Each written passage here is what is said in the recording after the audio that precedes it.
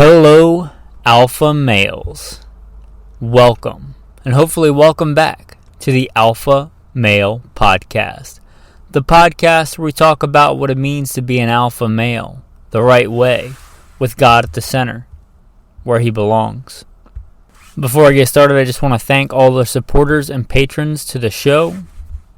With that, I'll put in the bio if you want to skip it. Skip the bio around 3 minutes and 45 seconds from where it starts. And I know we often talk about some pretty somber topics, but today hopefully a good, fun episode on some just cool gear.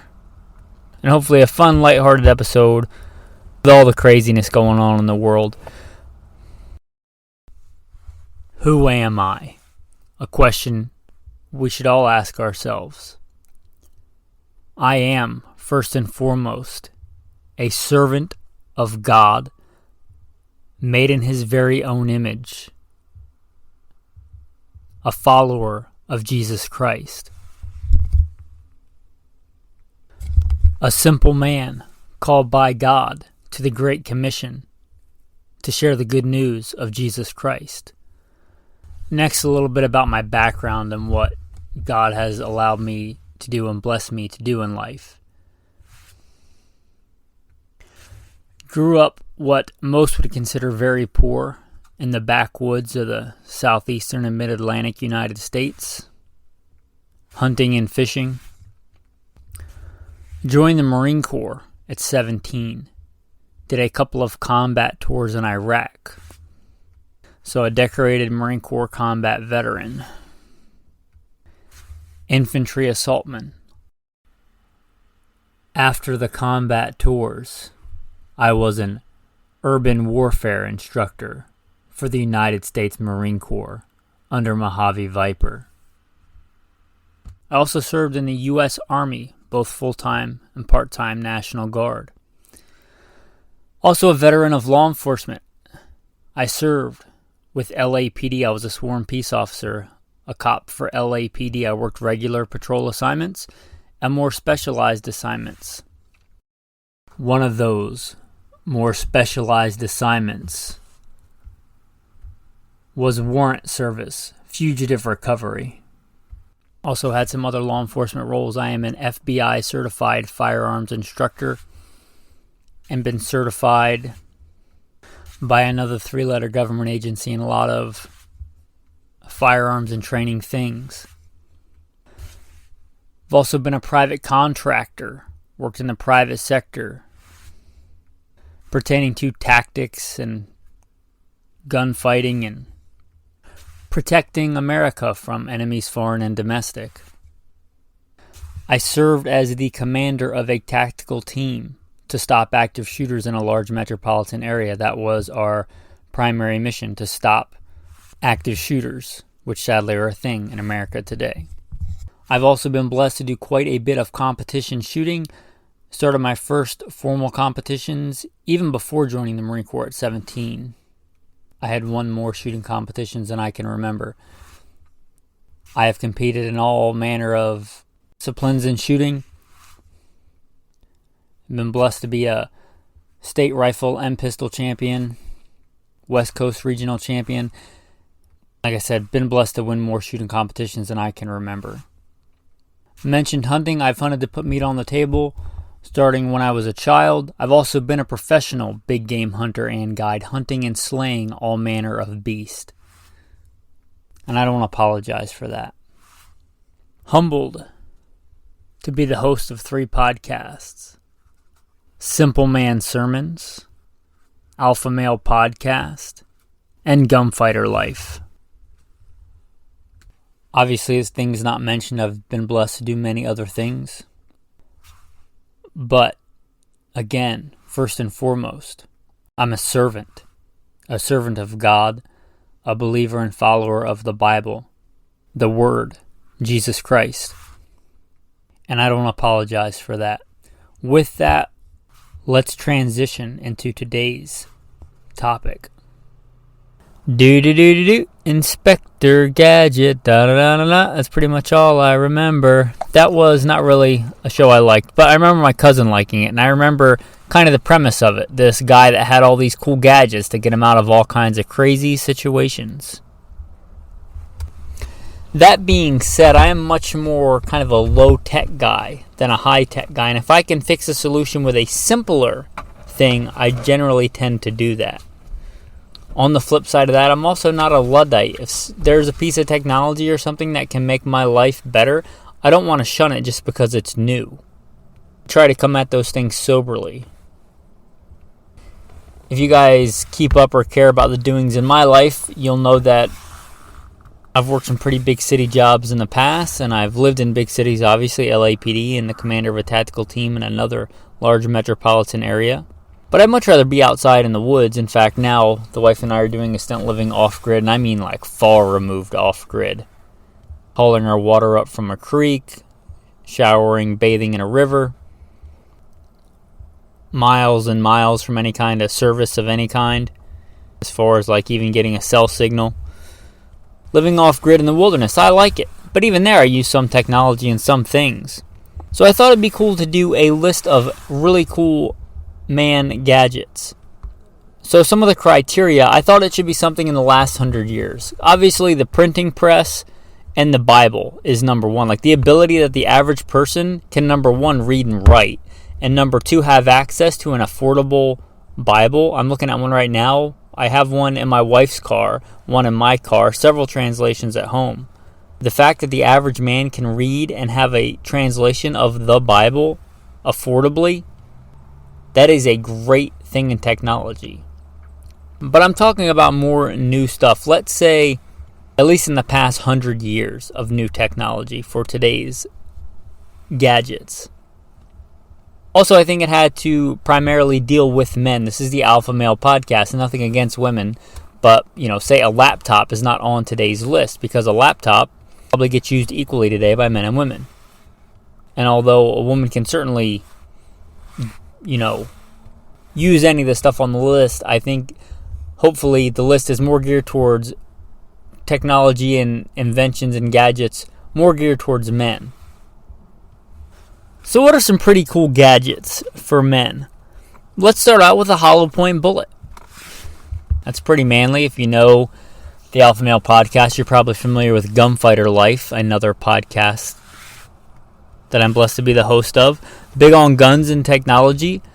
And although what we'd call modern ammunition with a metal case and stuff predates 100 years ago, wouldn't make this list, and dum-dum bullets were right around that time, modern expanding hollow point bullets, especially for handguns, are really incredibly fairly modern. They're kind of a mainstay today, but they're pretty modern, and really good ones are kind of exclusive to the past 20 years, and like top-notch ones, like the last generation of technology, let's say 10 years and newer.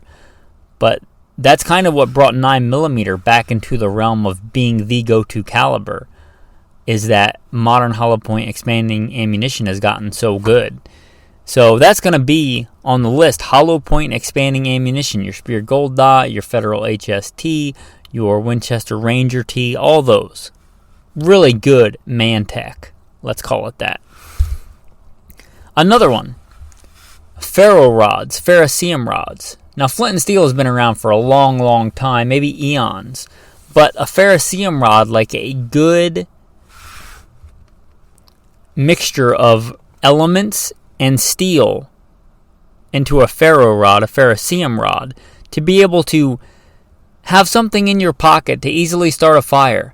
Whether you're nice and dry in a cubicle, or whether you just spilled your canoe in the wilderness or in the Arctic Circle, or whatever, the ability to grab it out with the knife that you have on you because you're an alpha male and you carry a knife on you and start a fire, get a fire going pretty much anywhere.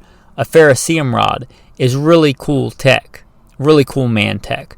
And they also make, if you want to take it to another level, they make ferrocerium toggles, which is basically a small, thick ferrocerium rod with two holes drilled in it that you can put, let's say, on the toggle of your jacket or on your backpack or on your wife's jacket in case she's out hiking and gets stranded. It's just a really cool piece of man tech that you can have on you. It can even be covert. You could have it on your jacket almost anywhere because it looks like a little toggle you use to zip something up, and you can start a fire with it. Again, wet, dry, doesn't matter. That's really cool technology. Another one, GPS obviously has come a long way, and if you like to do stuff outdoors, I'm going to narrow that down. My go-to one is called the Backtrack. It's made by Bushnell. I don't get any kickbacks on these guys. I take no bribes. I get no corporate sponsors or anything. But the Bushnell Backtrack I've used for years and years and years. It's small, it's light, it's handy. It's about the size of a hockey puck, but even lighter than that. It's got a lanyard on it. You put it in your back pocket, your front pocket, attach it to your belt loop in case you take a spill down a mountain or something. But how the Backtrack works, it's a small, light, handy GPS. You can save up to 3 locations on it. So basically, you drive somewhere, you get out of your car, you get a signal with the satellite, and you mark that location. So wherever you go, you can find your way. It'll point you back to that location. So you go somewhere, it gets dark at night, you get lost. It's got a light on the screen, and the batteries, in my experience, last a long, long time on that little thing. And wherever you go, it'll point you the direction back. Now, that may not be the safest direction to go back, but it will at least show you which direction your camp is, your car is, your house is, whatever. And it's the Bushnell Backtrack. They're affordable. They're maybe life-saving, and they're a really cool piece of man technology. So the Bushnell Backtrack. Another one, as a professional gunfighter for most of my adult life, you may have imagined I've done my fair share of testing out ear protection. One of the coolest little pieces of tech that I have found, the Walker Silencer Bluetooth. They're small, they fit in your ear. They're not only ear protection, but they can be amplifying. So when I was a professional hunter and guide, I would wear these. So you can wear them hunting. Not only do they stop your ears from getting damaged from gunshots, but they also can amplify noise so you can hear better, making you a more effective hunter. They're great. They fit in the ear. And since they're Bluetooth, you can listen to stuff on your phone. So you could be out hiking and be able to listen to your favorite, Alpha Male podcast episode. Download it on your phone, put these in. You could be hiking. I like to enjoy the sounds of nature sometimes when I'm in a really crappy part of the hike, trying to hike up a long, slow grade or something like that, and I just want some distraction. They're good for that. So you got your Bluetooth option, you got your amplifying option, and your noise killing option for when you have to, bust out your gun and go to work. So it does all of those things, and they're small, they're handy. The case itself recharges the headphones a couple of times. Again, when I was a professional hunter and guide, I use these all the time. They're great, especially if you're, let's say doing something where the background is really loud, but you still want to listen to stuff. They're great for that. It's just a really cool piece of man tech. They are not cheap. It took me years before I buy them, and one of the guys I respected, another professional gunfighter, had them, and I asked him how he liked them, and he said, highly recommend, or something to that effect, and I bought them years and years ago. They're still going strong. I still use them. They're still great, and just a really cool piece of man technology. The Walker, I think, Silencer Bluetooth. They're a good piece of kit. Although there's plenty of cheaper options if you're just getting them for the range that fit over your ear, like ear muffs. I don't like wearing those things all day, especially in hot weather. I mean, you're probably not going on a hike wearing those things, but you can wear these things for 8 hours at a time if you have the right, and they come with different sizes for whatever size ear you have. Assuming one of those fits and is comfortable, you could wear them for hours and hours and not really care, unlike the big earmuffs in my experience. Optics predate, like a telescopic sight, what we would call a scope. That goes back quite a ways, but and battery-powered optics go back quite a ways, but we're in this kind of new era where you get other options. The solar-powered, I think HoloSun really brought this to the market. They're probably not the first ones, just like Glock is not the first polymer striker-fired pistol, but the first ones to really bring it to market and make it successful. HoloSun did something similar with the solar-powered, let's say, red dot optic. And I have had one, and I have beat the crap out of it. In fact, I got it for a training rifle to beat the crap out of, and it still has never lost zero. It still has never needed a battery. The solar power on it still works great. It's on I was so impressed with it. It's on one of my go-to truck guns. But a solar-powered red dot optic, fantastic piece of man technology. Also, even better in my opinion, on my go-to, like my one go-to grab-and-go rifle, the tritium fiber optic on my two go-to carry handguns that I have optics on, the Trigicon RMR. A lot of those take batteries, but some of them take tritium fiber optic, meaning they're charged in the daytime just by the sun and they're charged at night by radioactivity.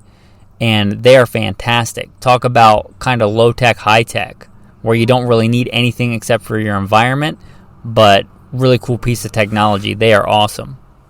The Trigicon RMR, like I said, they make versions that I like, that are my go-to. They're tritium fiber optic, and they also make the Trigicon AccuPoint, which is my go-to LPVO, which is tritium fiber optic. Really cool man tech. You may be familiar with this technology in the Trigicon ACOG, like I used in the Marine Corps, fighting war in Iraq. The Trigicon ACOG really brought this tech to the mainstream. It is rugged, it is reliable, doesn't take batteries. It is really good man tech. So that tritium fiber optic combo by Trigicon, I don't know if any other companies make it. They may still hold the patent on it, but that is really cool man tech. Here's another one, and they often are called NASA blankets, so I'm going to assume this is newer than 100 years. But just what are commonly called space blankets or the Mylar survival blankets. Something that light and that handy that you can literally put in a back pocket that's about the size of a wallet that can help you survive in some nasty adverse conditions. And I have used these in some nasty adverse conditions, and they do work. They're more than just a gimmick. It's not as good as a shelter. It's not as good as a shelter in a fire or a log cabin, but I can't carry a log cabin in my back pocket. The Mylar survival blankets that give you that much ability to thermal regulate in a cold environment in that light and handy a package, that is freaking phenomenal and amazing. And that is really cool technology. Those little Mylar survival blankets. And that's primarily their use, but I've used them for lots of other things. Let's say you're skinning a deer or an elk on the side of a mountain and it's just muddy and dirty and nasty, and you want to keep the meat clean. You sacrifice one of those survival blankets. They're cheap. That's another great thing about them. You know, Mantech doesn't have to be expensive stuff. You can probably get these for $1 or $2, or with inflation maybe $5, but they're not expensive. You can lay one on the ground if you just want to have an impromptu picnic with your new girlfriend and impress her with your shiny space blanket. I don't know what girls are into. I'm very blessed to have my wife. But anyway, you can lay it on the side of a mountain if you're gutting or parting out a deer, boning out an elk to fit it in your pack. You can line your pack with it so you don't get blood all over everything. They are a good waterproof thing. You can use them to collect water, to make like a solar still. You can do all kinds of cool stuff with the Mylar survival blankets. And again, they're cool tech and they're not expensive. So if NASA did in fact invent that, hats off to NASA for that, because that's a piece of, let's call it space age tech that I use all the time, or at least have around all the time in case I do need it. Really cool piece of tech. A little kind of upgraded version of that, maybe not as versatile, but maybe better shelter, is the TAC Bivy. These things are kind of in my Line 1 wilderness survival gear. I think TAC Bivy might be the brand, and there may be some other brands. In fact, I know there are. But it's kind of like that in a sleeping bag. If you don't know what a bivy sack is, it's kind of like an outer layer to a sleeping bag that can keep rain and wind off. A bivy sack, we use them in the military. But the TAC Bivy is that, but whatever they use, it's light and handy. It can fit in your pocket. And kind of along the same lines as the Mylar survival blanket, a little bit more expensive. But also, if I was going to sleep out on a mountain, a little bit better to have a sleeping bag than just a blanket. So those TAC Bivies and the things like them, let's call them the solar Mylar actual sleeping bags for 1 or 2 people. Pretty cool tech. You combine those like a TAC Bivy or survival Bivy and a Mylar blanket. Again, it would fit in 2 pockets, so both your back pockets, and you have pretty legit shelter. I have made wilderness survival shelters, and I could do it if I had to with a knife, but I'd much rather have one or both of those. That's a big step up in me being able to survive a wet, nasty, cold, adverse condition. One that Alexander Hamilton benefits from, and hopefully he will never need, but those little microchips. I don't think I would ever volunteer to get a microchip as a human being, but my dog, I'm his master. I have dominion over him. And I put those little microchip in case he gets lost, gets stolen, whatever. That's a pretty cool piece of man tech. I was just kind of trying to think of different things. If you don't know, if you love your dog, they're not cheap, but they're not crazy expensive. You know, a microchip that goes in between a dog's shoulders. That way, if something happens, he loses his collar, he can get scanned and they can get that information. As I understand it, it's basically like a little tiny implant that has numbers on it, and that they can look up that number and it corresponds with your information so that they can contact you if something should happen. They get picked up and go to the pound. I believe the pound, whatever they call animal shelter, whatever the proper term is, puppy retreat, I don't know what you're supposed to call those places, but the pound. When they pick the dog up and they scan the dog, they are supposed to, I think, scan the dog and see if it has one of those chips. So at least your dog is not going to get euthanized if it gets picked up by the pound or something. Alright, another really cool piece of man kit. Flashlights are not that new. They're probably in the last 100 years, but that's not exactly what I'm talking about. But the small, carryable, USB rechargeable EDC flashlights. I think you ought to, number one, as a man, carry a knife and a gun. And I think you ought to really consider a flashlight as part of your EDC. I know technically your cell phone has a flashlight, but it's not as good as a purpose-built flashlight. Wife and I went on a little canoe adventure yesterday. Anyway, long story short, it was long past dark and we had to haul the canoe up on top of the vehicle. And just having that little light in my pocket, just one of the many, many times I've used it. It came in super handy. It is a really cool piece of tech. And the USB rechargeable, you literally just take a cable, plug it in, you can charge it in your car. Even when I'm living off grid, if I'm driving somewhere, I can plug it in once a week or so. And even with using it all the time, I've never had it run out if I remember to charge it once a week. And they're light and handy. And again, I take no bribes on this show. Long before I started the show, I had kind of sponsors when I was big time into competitive shooting and things like that. I got away from that. I consider that a bribe. I don't get paid by any of these companies. They don't send me their stuff for free. But the one that I have and use and like a lot is the Streamlight MicroStream USB rechargeable. They're not crazy expensive. They're not even that expensive. I've used mine quite well to the point where a lot of the finish is worn off. I've gotten it wet I don't know how many times. I've used it I don't know how many times. And it's still going strong. Still part of my EDC. I just pulled it out of my pocket. It's a good light. But not this one specifically, but any of them like that. So the little, I would say EDC size, USB rechargeable flashlights. Really cool piece of man tech. If you want something cool, that kind of combines the fire starting and the flashlight ability, something that I don't carry all the time, but I generally will if I always carry a little ferro rod on my knife just so I have the ability to start a fire. But if I'm going out in the wilderness, I'll generally upgrade that to a USB rechargeable lighter and flashlight combo. It's called a Tesla lighter. It kind of looks like, if you remember like the Mad Scientist movies where you got the lightning bolt that jumps from the little orb to the other thing and it like shoots through the air. Well, that's kind of what this does, and it's honestly kind of cool just to watch it. But it's what I call a Tesla lighter, and it's got 4 little prongs, and it shoots like a little lightning bolt between the 4, and it lights stuff on fire. And I have used it in the wilderness when I needed a fire. Decided to spend the night out when I wasn't originally planning on it. It works quite well. I've used it I don't know how many times to light I don't know how many things. Usually I'll just use it to melt something like the end of a piece of string that I've just cut or something like that. But I have used it in the wilderness to get a fire going, and it does work. What I use it more for is the flashlight. It actually has a decent flashlight on it, and a much better flashlight than the flashlight on your cell phone. And it's about the size of a classic Zippo lighter, but it is much lighter than that. It's a lighter than that. But it's about the same size. Mine's orange in case I drop it or whatever. Not everything has to be camouflaged. The one I have is orange. I think it's Frog is the brand. I think there's a couple different brands that make them. but it's a USB rechargeable lighter and flashlight.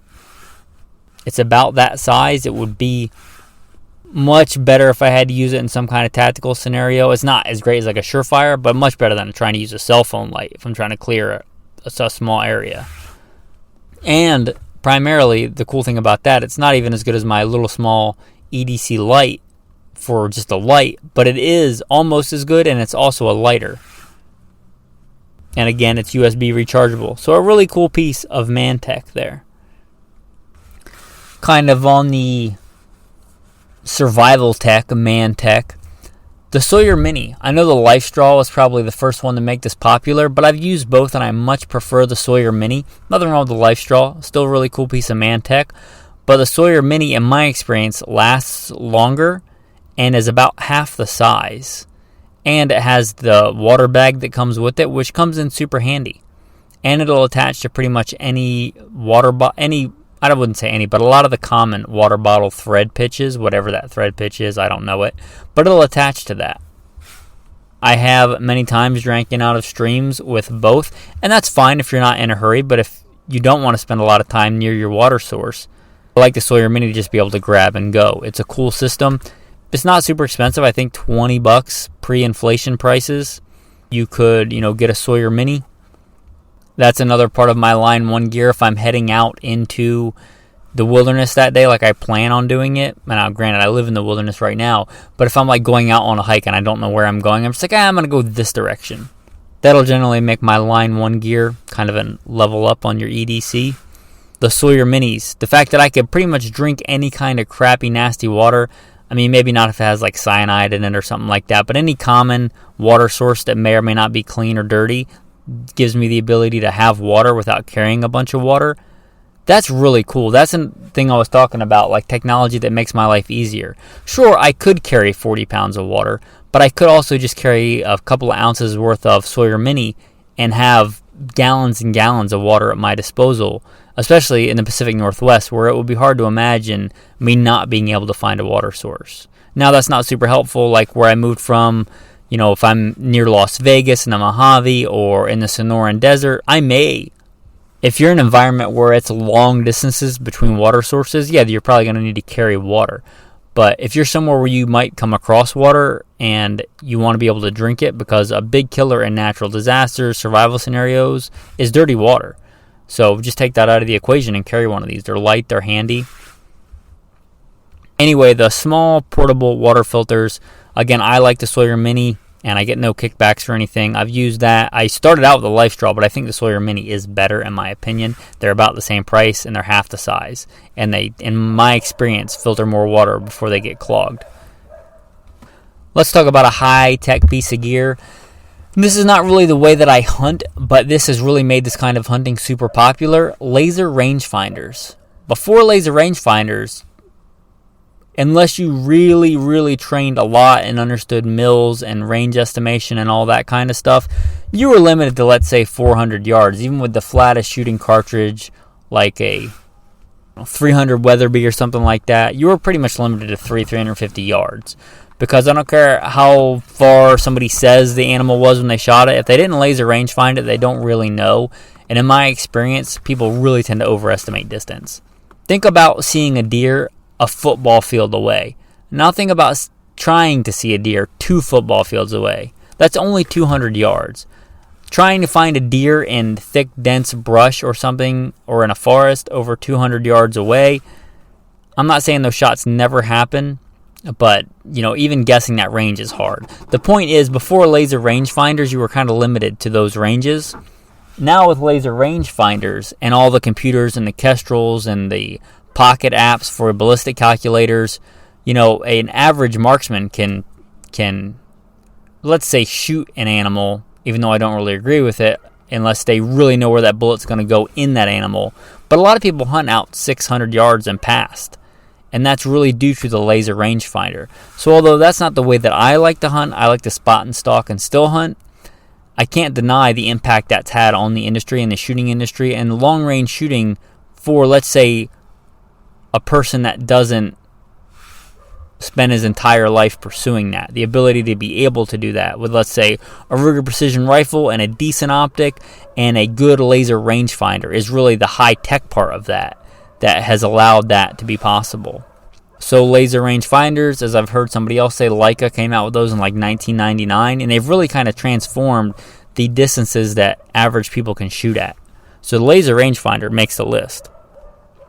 Love it or hate it, that long-range hunting is kind of a thing now, and the thing that made that possible more than pretty much anything else is not the bullets, not the barrels, it's not any of that. It's really the laser rangefinder, in my opinion, that caused that to be a thing.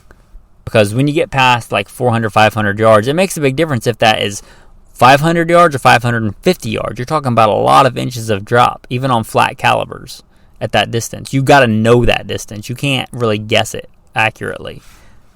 And again, the laser rangefinder kind of made that possible.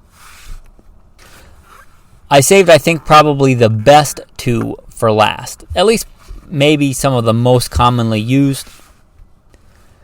Paracord. We might not think of paracord as high-tech, but if you think about, 100 years ago, the thickness of rope and how strong it was and the versatility of it, a leather shoelace compared to today and how strong a 550 cord is, 550 pounds if you're talking about the legit military paracord.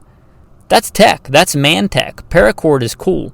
And if you're in the prepper, survivalist community, anything like that, the military, paracord is kind of a go-to cordage. And there's a lot of tech in that little simple piece of cordage. So 550 cord.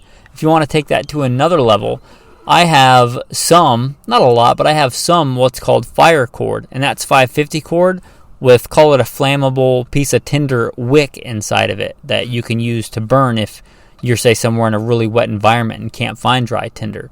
So that's another level up on the 550 cord tech. And they even make some, I don't have it, but that has that plus a piece of monofilament fishing line in there to fish with. That's pretty cool, and that's pretty techy. Call that kind of low-tech, high-tech, but it's definitely man-tech, and it's definitely cool. 550 cord and the fire cord, that's pretty neat. And let's say the number one piece of tech, duct tape. I mean, how often, if you're like me, do you find yourself using duct tape? I think yesterday I used duct tape to fix a mag pouch. The duct tape, the Gorilla Tape, yes, I know it's duct tape with a T, but everybody just calls it duct tape. That aside, whatever you want to call it, duct tape or duct tape, doesn't really matter. The fact is, the stuff's awesome. You probably use it all the time. You're an alpha male. You got your Bible. You got your knife. You got your gun. You got your paracord and your duct tape. You are ready for a horde of zombie chipmunks or whatever the apocalypse might bring. Bring it on. Anyway, apocalypse, apocalypti, apocalypses, whatever the plural for apocalypse is aside, duct tape comes in handy a lot. Paracord comes in handy a lot. That's why I kind of saved them for last. All of that really kind of does pale in comparison to having access to the Bible. My baby bug out bag, my bailout bag has a Bible in it. My phone also has a Bible. So talking about man tech, I didn't put like the iPhone on here. Although it's greatly changed society, I think that's probably equally used by men and women, so it didn't make the list. But something I am going to mention is the Bible app. And although I really like reading a paper and print Bible, and I really like that as my go-to, the fact that I can have a Bible downloaded on my phone so that even if I don't have service, I can have the Bible if I have my phone without it taking any extra space, and there's a bunch of different translations. If I want to say, hey, I don't really understand this passage, let me look it up in the 1898 Young's Literal Translation, which is one of my go-to versions. Let me look that up real quick and see what that's actually saying, letra por letra, word for word in the original text. The fact that I can do that on my phone is amazing. So if you're not taking advantage of the Bible app, it's free. I get no kickbacks from them. It's totally free. Download it. It's an awesome thing. If I could only have one app on my phone, that would be the app.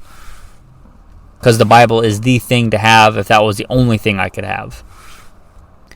Anyway, with that, men, the tactical tip of the day I have dangling from my hand right now, since I pulled it out of my pocket and I forgot it was there, my EDC flashlight. Well, on that flashlight and my other go-to tactical flashlights, I have a piece of micro cord. You could use 550 cord. Micro cord is like it, but smaller. Anyway, I make a small lanyard that my wrist can fit through, or that I can lash around my pinky. And for my EDC guns day to day, I don't carry a weapon mounted light. I know the super cool tactical operators that operate tactically all the time. They have their go-to Glock 19 with their weapons light. Even when I was a cop, I didn't like carrying a dedicated weapon-mounted light. I just thought it made my gun too bulky and made me less maneuverable. So even if you do that, though, you should still have a handheld light. On my handheld light, I have this lanyard that I made out of micro cord. You can make it out of 550 cord. And what that's for is, if I have that flashlight in my hand, I could, let's say, tuck it under my armpit or put it in my teeth and do a reload or do a tack reload or fix a malfunction, which is probably more likely than doing a reload in real life in a tactical scenario. Let's say my gun malfunctions and I need both hands to fix it. I can drop that light. It's still on the lanyard, and I can fix that malfunction, tap, rack, and then get back into my work area with my gun, get back into action, and I haven't drop the flashlight. I can literally spin it around like I'm doing right now and grab it and have it in my hand. I don't have to go looking for it and drop it. Just a small light lanyard on your EDC flashlight. That is your tactical tip of the day. I'm going to give you two today because I mentioned the Sawyer Mini, and one of the cool things to do with the one that's go-to if I throw it in my pocket going into the wilderness, really depends on your area, but a lot of times if you find water, it's not unlikely there's going to be fish in that water. And if you need water, you may also need food. So something that I like to do, we talked about duct tape. You take some of that duct tape. You take a piece of fishing line, tie a hook on each end, let's say 6 foot. I'm just making up a number. You wrap that around your Sawyer Mini and wrap a piece of duct tape on it. I like orange because it helps me see the Sawyer Mini if I drop it. Call that a multi-layered tactical tip. A tactical tip inside a tactical tip, if you will. But you wrap that all up in a piece of orange duct tape on your Sawyer Mini. That way, if you come across a body of water and you get some water, you may also be able to get some fish because you have fish hooks. And take that, Inspector Gadget, rolling it all the way back to the beginning. Anyway, with that, men, I am very humbled that you come here for advice, for knowledge to the Alpha Male Podcast. Very humbled and blessed to be able to do my part to make godly men strong and strong men godly. On that note, the tactical verse of the day. Follow peace with all men and holiness, without which no man shall see the Lord, looking diligently, lest any man fall of the grace of God, lest any root of bitterness springing up trouble you, and thereby many be defiled.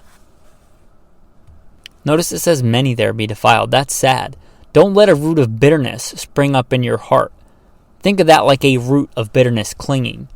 Whatever somebody has done to you to screw you over, to hurt you, and I've certainly been there, and I've certainly been screwed over and persecuted. I have lost both family and career for the sake of Christ. And although I don't enjoy the persecution, I count it nothing compared to the excellency of Christ. Whatever somebody has done, again, to screw you over, to hurt you, to persecute you, you're called to forgive.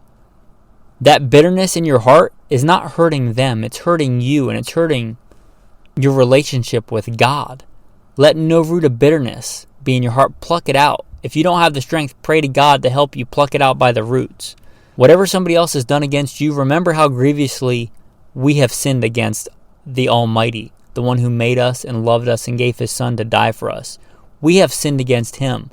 I would hate to recount the number of times I have sinned against God, because let's remember, all sins are a breach of God's law. For sin is a transgression of the law, and all have sinned and fallen short of the glory of God. So, lest we forget that we need forgiveness. And what does the Bible say? What does the New Testament say? In the Gospels it says, you must forgive men their trespasses, and if you don't forgive them, neither will your heavenly Father forgive you. That's what it says. So if you want to be forgiven, and we all need to be forgiven, we all sin, then you must also forgive. Let there be no root of bitterness in your heart. No matter what somebody has done to you, no matter what you want to feel, you must choose to forgive. Forgiveness is a choice. You must rule over your feelings and your emotions and choose to forgive. That's alpha male. With that, men, thanks, and have a blessed day.